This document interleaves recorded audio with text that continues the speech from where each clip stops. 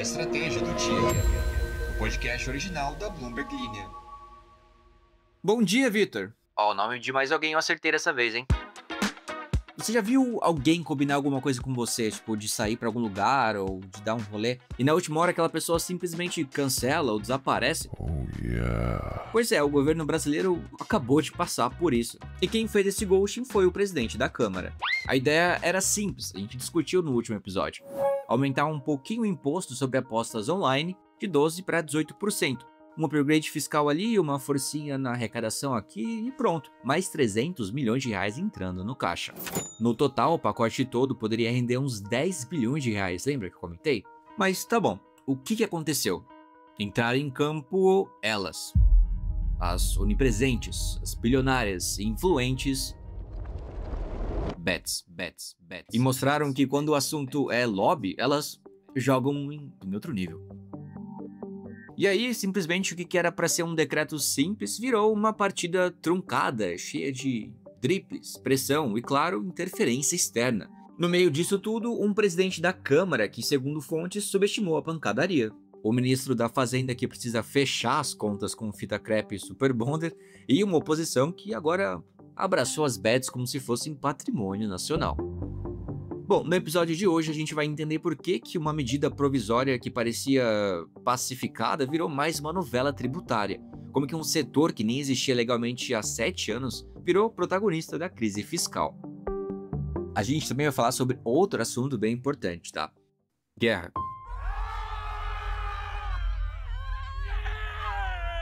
Outro tema leve aí pra você começar a semana. Nada como comemorar o seu aniversário com um desfile militar, uma tempestade e uma possível guerra no Oriente Médio. Pois é, enquanto o presidente dos Estados Unidos, Donald Trump, se preparava para comemorar seu aniversário no dia 14 de junho com um grande desfile militar em Washington, o clima não estava colaborando. O problema não vinha do céu, mas sim do Oriente Médio. Pois é, enquanto o presidente dos Estados Unidos, Donald Trump, se preparava para comemorar o seu aniversário no dia 14 de junho com um grande desfile militar em Washington, ele acabou se deparando com 2 problemas, a previsão do tempo e outro que é bem maior, que vinha lá do Oriente Médio.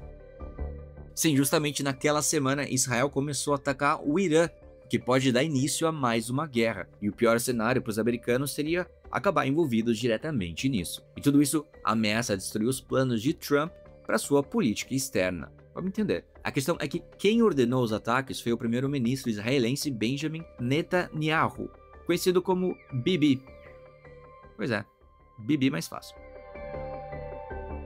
Isso complica bastante a vida de Trump por vários motivos. Primeiro, porque ele vive dizendo que todas as guerras que começaram durante o governo Biden nunca teriam acontecido se ele tivesse no poder, já que, segundo ele, é forte e respeitado no mundo inteiro. Mas agora um dos principais aliados dos Estados Unidos simplesmente ignorou Trump e agiu por conta própria. O resultado, Trump se vê empurrado para um cenário que ele julgou evitar, que é de ser arrastado para mais um conflito regional com quase 40 mil soldados americanos espalhados por bases próximas e também a promessa de que, se atacados, os Estados Unidos vão reagir. Isso tudo no meio de uma gestão de política externa que até agora tem sido marcada por caos, cortes e secretários que acumulam funções como se estivesse numa prova de resistência do Big Brother. No episódio de hoje, então, a gente mergulha nesse novo dilema do presidente, como manter a imagem de pacificador enquanto o mundo, seus aliados e até o clima conspiram contra ele. Bora pro episódio! Começaram falando de Brasil. Nos últimos dias, o governo federal tomou um balde de água fria. Um plano importante para aumentar a arrecadação e assim tentar fechar aquele rombo das contas públicas começou a desmoronar por causa da pressão de um setor que tem crescido muito no Brasil. Sim, o das apostas esportivas online, as bets. Tudo começou quando o presidente da Câmara dos Deputados, Hugo Mota, avisou de forma inesperada ao governo que ele e outros líderes do Congresso estavam discutindo maneiras de barrar um decreto e uma medida provisória que mexe em impostos. Lembra que a gente comentou no episódio passado sobre os planos? Então, talvez tudo isso vá por água abaixo, vamos entender. Essa reviravolta causou até uma oscilação no valor do dólar naquele dia. Esses 2 documentos, o decreto e a medida provisória, tratam principalmente do IOF, aquele imposto lá que a gente paga em operações financeiras, e também de uma nova forma de tributar as apostas online e alguns tipos de investimento. A ideia do governo era taxar mais esses setores que hoje têm tratamento mais brando ou cheio de brechas. Um dos principais pontos do conflito foi o aumento da alíquota de impostos sobre apostas online, que iria subir de 12% para 18%. Segundo fontes dentro do próprio governo, essa mudança desagradou tanto as empresas de apostas quanto muitos parlamentares que passaram a pressionar contra a medida. Tá, mas por que isso importa? Olha, esse aumento de impostos nas bets, ele faz parte de um pacote maior que o governo montou para arrecadar mais dinheiro. A ideia é conseguir cerca de 10 bilhões de reais a mais só nesse ano. Desse total, os 300 milhões de reais que viriam da taxação das bets são só uma partezinha, mas uma parte, né, que virou um símbolo da disputa. O pacote como um todo, ele não foca só nas apostas. Lembra que a gente comentou? Ele também propõe aumentar os impostos sobre certos tipos de investimentos financeiros e também acabar com algumas isenções fiscais. O governo diz que essas brechas estão tirando recursos importantes do orçamento público. Mas a reação ela foi rápida. Logo depois do ministro da Fazenda, Fernando Haddad, apresentar o plano, o presidente da Câmara e os presidentes do Senado já estavam se reunindo com representantes das bets e demonstrando resistência. Quem também entrou no jogo foi o senador Ciro Nogueira, figura influente no Congresso e ex-ministro de Bolsonaro. Ele se tornou uma das vozes mais ativas contra o aumento dos impostos. De acordo com fontes ouvidas pela imprensa, o deputado Hugo Mota, que é novo no cargo e ainda não tem muita experiência no comando da Câmara, não aguentou a pressão do setor e dos colegas parlamentares. Ele teria subestimado o tamanho da resistência. Só para lembrar, um adendo rápido aqui. As apostas online foram legalizadas no Brasil lá em 2018, mas só ganharam regras mais claras e uma cobrança de impostos no ano de 2023. Desde então, o governo tenta achar um equilíbrio entre legalizar, arrecadar e manter o mercado funcionando.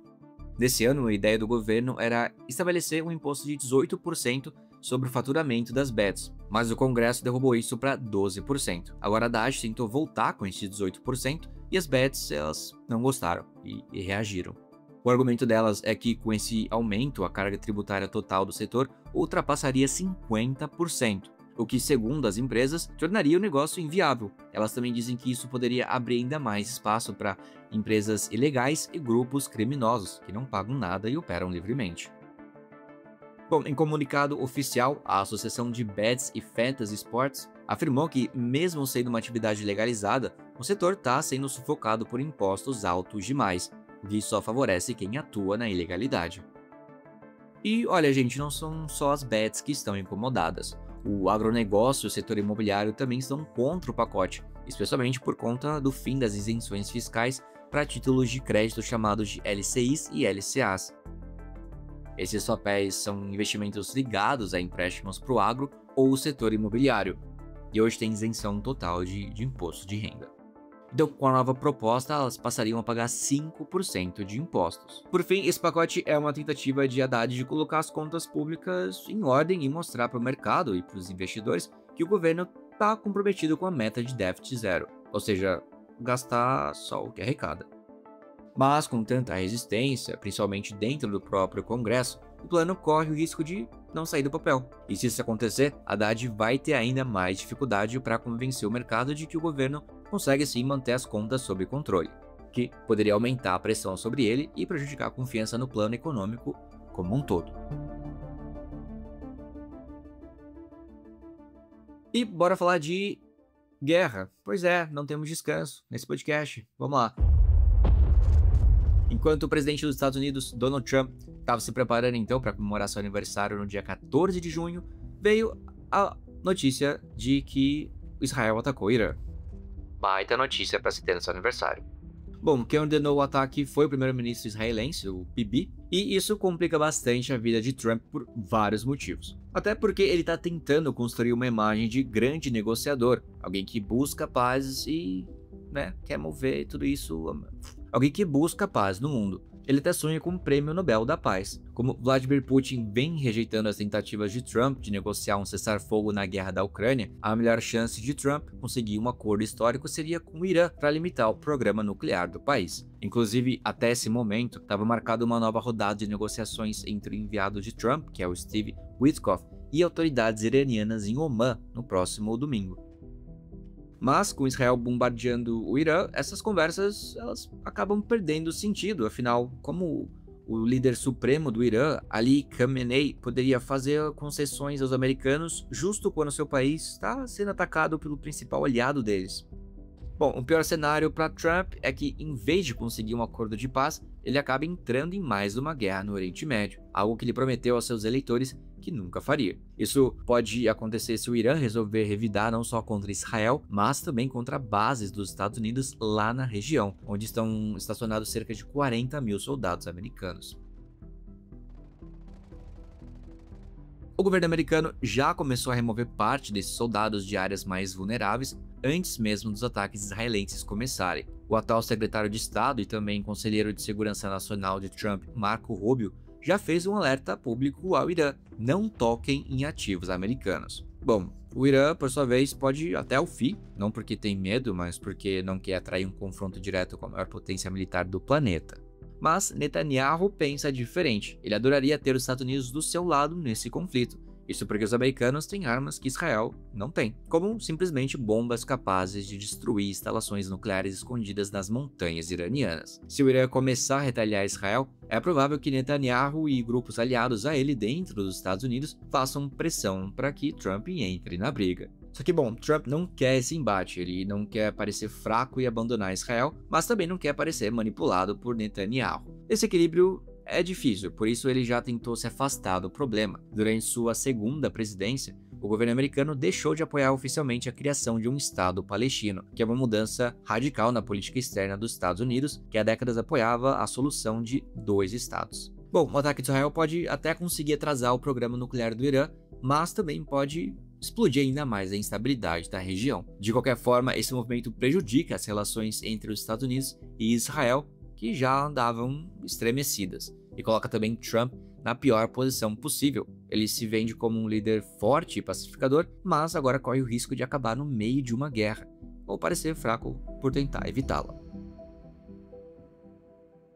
Bom, as informações são da Bloomberg News, eu sou Alan Blanco e o episódio foi editado por Lohian Queiroz. Uau.